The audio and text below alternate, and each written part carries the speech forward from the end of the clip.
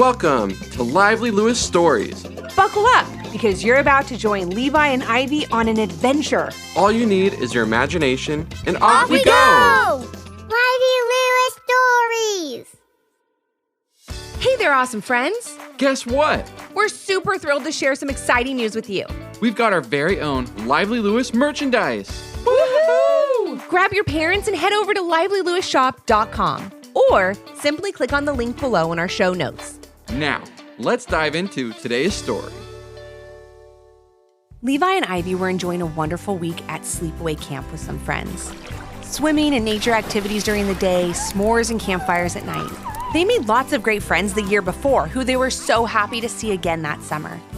And one thing the campers liked most of all, that the counselors weren't always aware of, was sneaking candy into their cabins when it was time for bed. All that sugar right before bed helped to keep the campers up extra late to make more memories, tell more jokes, and have more fun. The camp had a candy vending machine, but the campers were only allowed to use it once or twice during the week and had strict instructions not to overdo it. So that's why some of the campers would bring a few extra sweet treats along with them from home. So on the first night of camp, when everyone was supposed to be getting ready for bed, Levi, Ivy, and a few of their camp friends decided to see what tasty sweet treats they had managed to pack away in their bags for the week. They volunteered to help clean up the mess hall that night so they could all be together and have a little after-dinner snack before bed. Each camper showed up in the mess hall after running back to their cabins holding a bag in their hands filled with some type of chocolate gummy or candy snack. "Okay, the last counselor just went into their cabin," said Harry. He was looking out for the campers. The other campers had been hurrying around, throwing away paper plates and napkins and sweeping up crumbs from last night's welcome dinner. Once they were all done, they each took their sweet treat bag and dumped them out one by one on the mess hall tables. It was amazing. Every candy you could imagine sat in a huge pile before them. They just stared at the sweet mountain of sugar for a few seconds, not saying a single word until... "This haul is even better than last year," whispered Levi. "What do you say we each just have one piece tonight so we have lots left for the rest of the week?" suggested Harry. "Sure, I think we could have just one piece," said Ivy, sounding a bit unsure. "But I don't know if we should." She looked at Levi with a worried look on her face. As much as Levi and Ivy loved candy, they weren't sure after what had happened to them last summer that they should eat any more. Harry and the other campers didn't need to think twice and each grabbed their favorite piece of candy. "I can't make any promises that I can stop at one piece," giggled Harry as he chomped down on a chocolate bar, "but I'll try." Casey grabbed a package of gummy worms and Troy scooped up some gumballs. As they enjoyed their treats, they couldn't help but notice that Levi and Ivy still hadn't made their choice. "What's wrong, Levi and Ivy?" asked Troy. "So much great stuff, you can't make a decision?" "I understand too, but you need to pick something soon so we could head back to our bunks," whispered Casey. "The counselors will be checking on us in a little while." It's not that," Levi began as he looked at Ivy. "Yeah, it's not that we can't make a decision," she said. "It's that we don't know if we should make a decision. Sometimes too much candy is just too much, you know?" Levi and Ivy's friends stopped chewing and stared at their friends. They had no idea what Ivy meant. "There's no such thing as too much candy," said Harry. "I get dibs on Levi's candy if he's not eating any this week," said Casey quickly. "Oh, good idea. I want Ivy's. I get Ivy's," said Troy quickly. "If that's okay with you, Ivy." That's when Levi and Ivy took a seat at the tables. "Come on, you have to tell us why you don't want any candy," said Harry as he, Troy, and Casey followed Levi and Ivy to the table. "Do you remember last year when on the last night of camp, Levi and I got caught eating candy?" began Ivy. "Well, before we left that next morning, one of the counselors told us a story about a camper that used to go here years and years ago." "Yeah, he told us about this girl who ate a ton of candy one night and got transported to this place called Sweet Wonderland," continued Levi. "That sounds awesome," said Harry, interrupting Levi. "I know, I'd like to go there," laughed Casey. "A whole wonderland made completely of sweets? What could be better?" "Well, that's just it," said Ivy. "It wasn't such a great place. The counselor told us it was ruled by a mean queen and a bunch of candy guards that did anything she asked. We didn't have time to tell all of you about it before we left. But I think it's important that we tell you now, said Levi. So sit down and listen to the tale of Alice in Sweet Wonderland. Levi and Ivy gathered their friends close and told them the story as they had been told last summer. A story that sounded sweet, but it had a sour side too. So it all started when Alice arrived at camp in the summer of 1997. Whoa, this story takes place in the 1900s, said Harry. I know, added Ivy. It's practically 100 years ago. Alice loved sweets, but was also a rule follower. She knew that she could only get 1 or 2 sweet treats from the vending machine for the whole week and was always worried that the treats she wanted would be sold out when her time came to buy something. The vending machines were in the same place today that they were in the 1990s, right there in the corner of the mess hall. Alice would often walk by the vending machine over and over during breakfast, lunch, and dinner, just checking to make sure that her favorite chocolate bar was still there. It was filled with caramel and dotted with crunchy cookie pieces on the outside.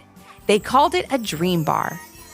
Alice would sometimes stare at the row of dream bars in the vending machine for so long, she would be the last person left in the mess hall, meaning all of the other campers had moved on to their next activity or off to the campfire area after dinner, and Alice would be alone in the mess hall dreaming of her dream bar.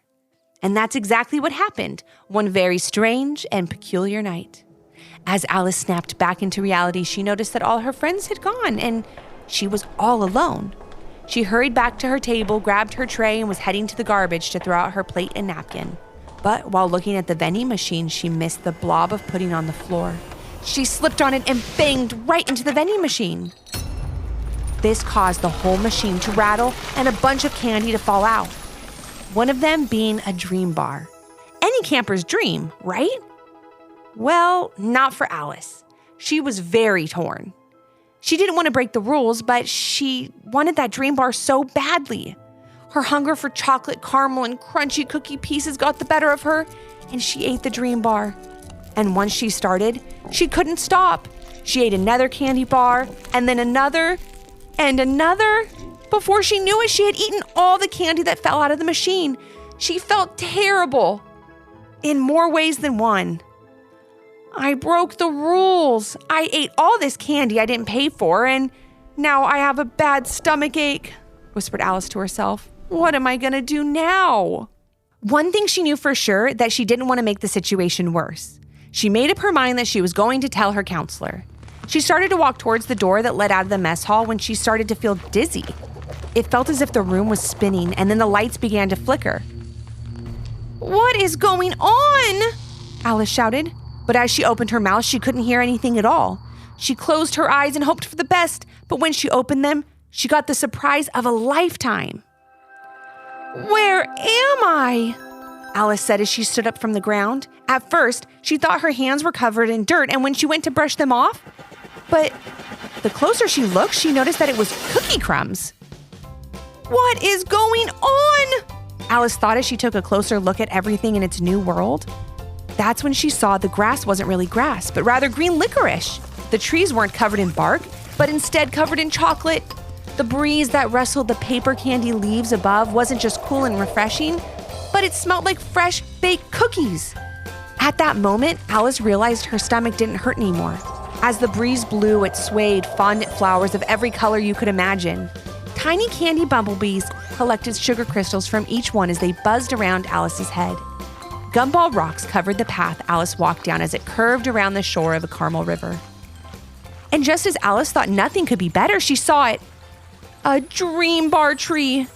Her favorite candy of all time sat on tiny candy cane branches, just ready to be enjoyed. Alice walked up slowly, still not totally sure what was happening. If this is a dream, it's the best dream I've ever had, said Alice to herself. I hope I don't wake up anytime soon, but as soon as I do, I'll tell my counselor what happened in the vending machine. Alice reached down and pulled up a handful of licorice grass, picked a fondant flower, and even dipped one of the candy cane branches in the caramel river to give it a quick taste. She spun around from place to place in the sweet, magical world, humming a song to herself. She thought no one else was around until she stopped spinning and found herself face to face with 2 kids about her age. Now this is where it gets weird, said Levi. The counselor who told us this story said the two kids she met there were named Levi and Ivy. Weird, right? Said Ivy. Harry, Casey, and Troy were so focused on the story that they could only nod their heads in agreement. But what happened next? Asked Casey. Alice was surprised at first, but also quite relieved to see some other kids. After the shock of finding some friends in this wonderful place, she quickly asked their names and introduced herself. "Hi, Alice," said Levi as he motioned for her to join him and Ivy behind a tall tree dripping in sweet honey and covered in marzipan mushrooms.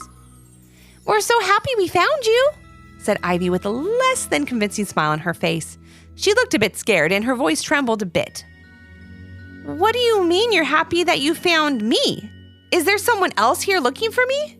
Alice chuckled, but she saw right away that Levi and Ivy weren't laughing. "This place may look amazing," began Levi, "but it's not all sugar and sweets. We all need to get out of here right away."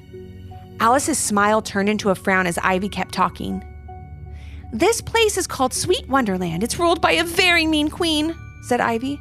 "She has a bunch of guards that follow her around and do anything she asks. She has a glass ball she uses to see into the real world. When she finds someone that really likes candy, she makes it so that they find this place through a kind of dream," Levi went on. "Like she did this to Ivy and I a few days ago and like she did to you right now. She thinks we'll be happy here because she doesn't know that there are more important things in the world besides candy," said Ivy.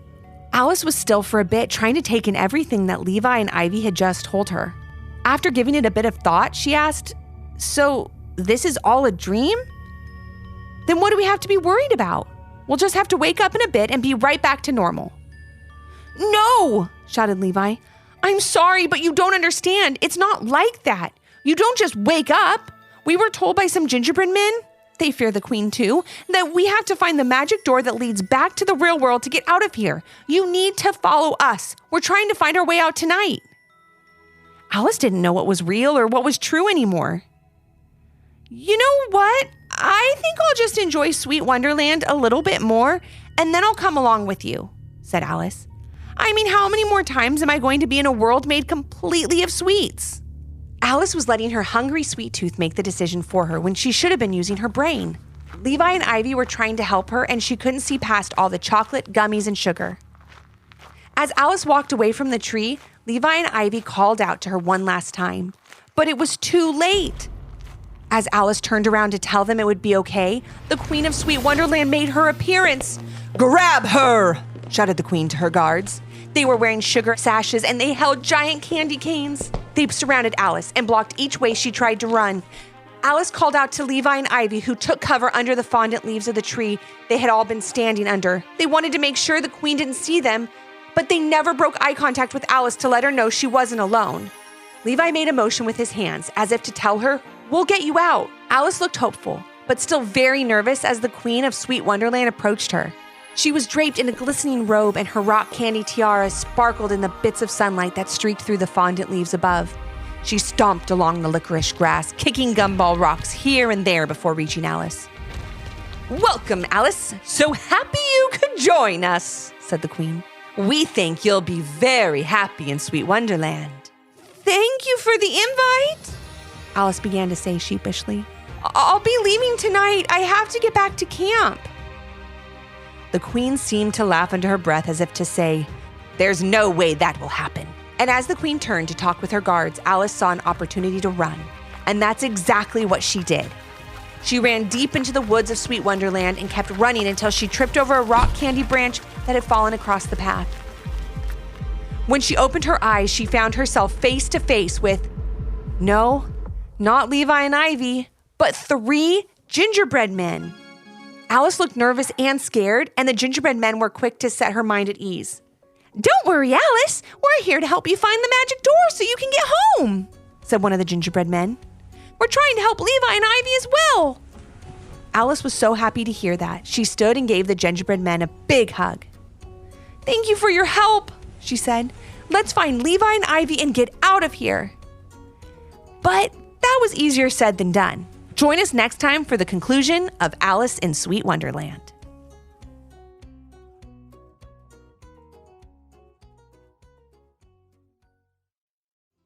Did you learn a lesson from this story? If so, what was it? And parents, do your kids have a story idea? Leave a comment on our Apple Podcast review page with 5 stars, the idea, and your kid's name for a chance to join Levi and Ivy on their next adventure. Until next time. Thanks for listening. Come back for more.